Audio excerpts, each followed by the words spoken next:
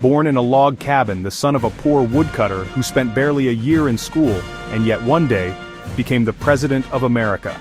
He pulled a broken nation from the fires of the Civil War and broke the chains of slavery, freeing millions. This is the story of Abraham Lincoln. The early 19th century, America's frontier, a land where life was a daily struggle. On this harsh land in a dark cold log cabin in Kentucky, a child was born on February 12, 1809. His name was Abraham Lincoln. This was no palace. It was a one-room wooden house with dirt floors. His father, Thomas Lincoln, was a poor farmer who worked day and night. Here, poverty wasn't just a word, but a reality his family faced every morning. When Lincoln was 7, his family settled in the dense forests of Indiana. Life became even harder, and then when he was just 9, an unknown illness, milk sickness, took his mother from him forever. A small child without his mother was left alone in this cruel world. This was a deep wound that shook his world. But in this darkness, a ray of light came in the form of his stepmother, Sarah Bush Johnston. Sarah recognized the thirst for knowledge hidden within Abe, and encouraged it. On the frontier, school was a luxury. Lincoln's entire life had less than a year of formal schooling. But his hunger for knowledge didn't depend on any school.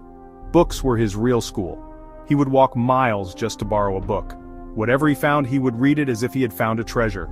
Paper and pencil were not available, so he would use pieces of charcoal to write calculations on wooden planks and repeat the lessons he had learned. This knowledge and honesty became his identity. When he grew up and started working as a clerk in New Salem, Illinois, stories of his honesty became famous. Once, by mistake, he gave a customer too little change, so he walked miles to their house just to return those few coins. Incidents like these won people's hearts and trust, and soon people started calling him Honest Abe. This wasn't just a name, it was a trust. His life wasn't just spent in books. He chopped wood with an axe and navigated a flatboat on the Mississippi River. His body had become tough from hard work, and his heart understood the pain and suffering of ordinary people. This simple life, these difficulties, this honesty, these were all seeds that were slowly growing. A farmer's son, who would one day become the leader of the country. In his youth, Lincoln didn't stick to just one job. His life was a long story of struggle and hard work. Born on the Kentucky frontier, he tried his hand at everything, from farming to chopping wood. He became a boatman, carrying goods on the Mississippi River. He worked as a storekeeper, where his business failed, and he was in debt for years. He also worked as a postmaster. All these jobs kept him grounded. But through it all, one thing always stayed with him: books. He educated himself by reading by firelight at night. He had only a few months of formal schooling, but his hunger for knowledge never let him stop. This pursuit of knowledge drew him to law. Without any formal training, he read law books and passed the bar exam.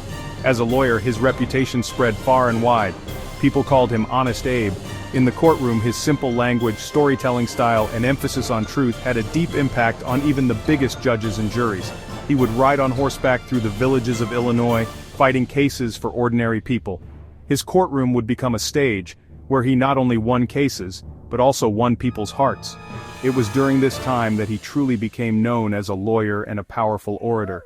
Soon, Lincoln entered politics. He lost his first election, but this didn't break his spirit. The next time, he was elected to the Illinois state legislature, where he served for 8 years. Then his journey reached Washington, D.C. when he was elected to the U.S. Congress. But here he realized the harshness of real politics. He opposed the Mexican-American War, which was an unpopular stance. After one term, he thought his political career might be over. He returned to Illinois and resumed his law practice. He faced many defeats, but he never gave up. His life was not only filled with political ups and downs, but also personal sorrows. He lost his mother in childhood, then his sister. The death of his first love, Anne Rutledge, broke him. Later, his own son, Eddie, also died. These tragedies plunged him into deep depression, which at that time was called melancholy. Sometimes his friends even hid things from him that he could use to harm himself. But this sorrow and pain made him a deeper person. He learned to understand the suffering of others. All this pushed him forward, strengthening his resolve. And then, in the 1850s, the country's atmosphere began to change. The Kansas-Nebraska Act of 1854 came like a storm. This law allowed slavery to spread into new territories. Lincoln, who had withdrawn from politics, was furious about it. For him, this was not just a law, but an attack on the soul of the nation. He broke his silence. His words were still simple and true, but they had a new fire, a new passion. People listened, and slowly, his influence grew. He was becoming a national voice from a local leader. The issue of slavery was dividing the country into two, and in this darkness Abraham Lincoln was emerging as a ray of hope. America was splitting into two, North and South. The biggest issue? Slavery. Lincoln's voice echoed loudly. His speeches began to unite people. In 1860 he became the 16th President of the United States. His election was a turning point, but at the same time, the nation was heading towards a crisis. As president, the responsibility was now on his shoulders. Uniting the country was the biggest challenge. The year was 1861. Dark clouds were gathering over America. As soon as Lincoln became president, the southern states declared their secession from the Union. This was not just a political disagreement, it was an existential crisis. In April, the first shot was fired at Fort Sumter, and with it began America's most horrific, bloodiest war, the Civil War. Brother stood against brother, and the soul of the nation was at stake. No one had imagined this war would be so long and destructive. Fields turned red with blood, cities were ruined. The Battle of Antietam, the bloodiest day in American history, where over 22,000 soldiers were killed or wounded in a single day. The country was trapped in such a dark tunnel. There was an atmosphere of fear, sorrow, and hatred everywhere. Amidst this storm, Lincoln was in the White House with the burden of an entire nation on his shoulders, but he did not lose courage. For Lincoln, this was not just a fight to save land, it was a fight to save an idea. His fear was that America's democratic experiment would fail. He had said years ago, "A house divided against itself cannot stand." This was his central belief. His generals, politicians, and the public, everyone was tired. But Lincoln's vision was clear.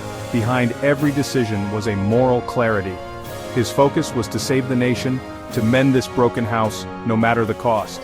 As the war progressed, it became clear to Lincoln that slavery was at its root. There could be no peace without cutting this root. This decision was full of risk. There was a danger of border states seceding. But after the victory at Antietam, he gained political capital. On January 1, 1863, he took a historic step, the Emancipation Proclamation. This was a strategic masterstroke. It declared that all enslaved people in the Confederate States were free. This brought 200,000 African American soldiers to the Union Army and changed the moral compass of the war. This document laid the foundation for ending slavery. But behind it was Lincoln's unwavering belief. In his words, "If slavery is not wrong, nothing is wrong."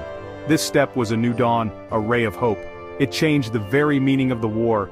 Now it was not just about uniting the country, but about freedom and humanity. But the war was not over yet. The sacrifices were still great. During this time, Lincoln's leadership became his greatest strength. He gave rivals a place in his cabinet so that every angle could be considered. After trying many generals, he finally found in Ulysses S. Grant the commander who could deliver victory. Grant's strategy was brutal but effective. This was the era of total war. Every day, news of deaths burdened Lincoln's heart, but his faith was unwavering. His goal was a united, free nation. In July 1863, in a small town in Pennsylvania called Gettysburg, a fierce battle raged for 3 days. This proved to be the biggest and most important battle of the Civil War. Union forces achieved a historic victory. This was the turning point of the war. After this, the Confederacy could never again attack Union territory. But the cost of this victory was very heavy. Thousands of soldiers had died. The battlefield had become a cemetery. Gradually, Union forces began to win.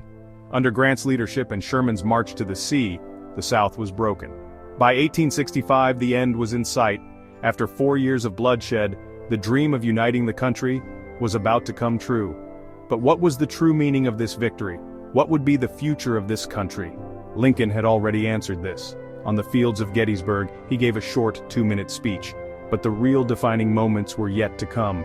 This short speech was about to change history. In 1863, Lincoln gave a short 2-minute speech at Gettysburg, but it shook the world. He said, "Government of the people, by the people, for the people, shall not perish from the earth." This line is still a guiding light for democracy today. His decisions saved America as a united nation. Legacy, freedom, equality, humanity. Lincoln's name is tied to these. His story teaches us this: with truth and courage, the world can change. But the journey was not long. On April 14, 1865, John Wilkes Booth shot him at Ford's Theater. The next day, America lost one of its great leaders. The country was plunged into mourning. Today, Lincoln's name is an example of freedom and humanity. We remember him as a legend who rose from poverty. Friends, this was the story of Abraham Lincoln. If you liked the video, don't forget to like, share, and subscribe.